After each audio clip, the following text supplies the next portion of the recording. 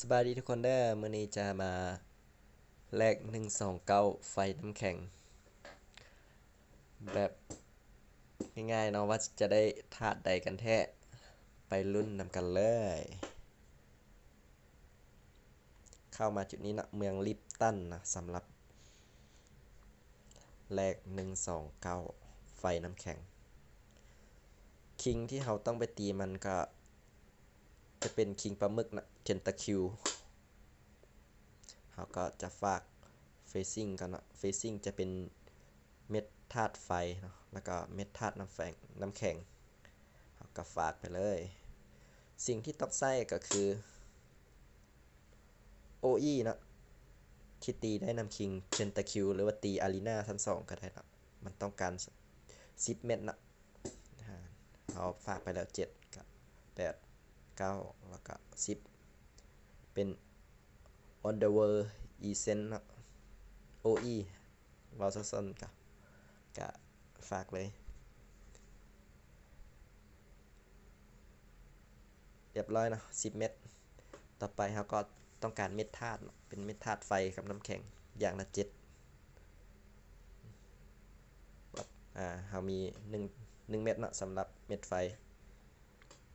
อย่างเม็ดน้ำแข็งเขามี2เม็ดนะกดเอาเลยเม็ดน้ำแข็งเขาได้เพิ่มมาเป็น3แล้วบัดนี้กดฝากเข้าไปเลย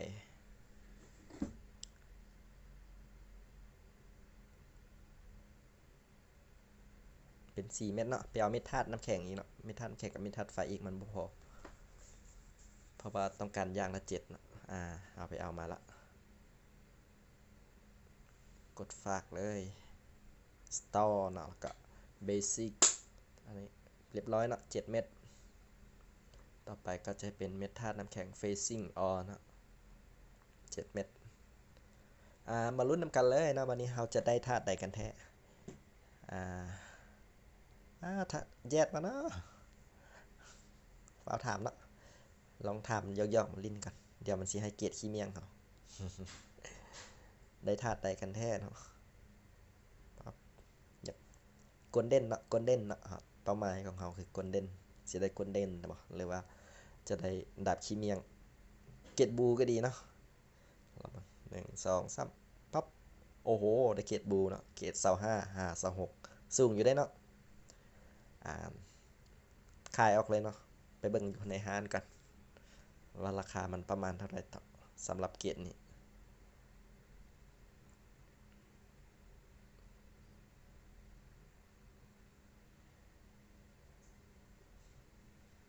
โอ้ยเนาะท่าน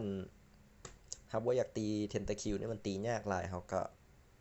ไปตีอยู่อารีนาชั้น2ก็ได้นะมันให้มีให้เลือกชั้น3จะเป็นตีเลือกเม็ดธาตุเนาะอยากได้เม็ดธาตุใดเขาก็ตีเลยแต่ว่าเขาก็ตีอารีนาเนาะเพราะว่าค้านตีคิงตัวนี้ตีค่อนข้างยากต้องใช้คน2-3คนอีกจะต้องเก่งอีกเนาะเขาบ่มีทีมตีเนาะอยากตีให้เบิ่งอยู่แต่ว่าหลายคนเขาบ่มาตีนะสำหรับ129เนาะเกรดของเขา25 5 26เนาะกินนะโอ้ราคาอยู่ที่ 1M 1 ล้านเนาะคันเกรด26 5 26จะอยู่2ล้านบ่มีกดเด่นสำหรับที่เขาขายง่ายๆเนาะสำหรับการแลก129นะก็จบเนาะฝากกดไลค์กดติดตามให้เด้อขอบใจ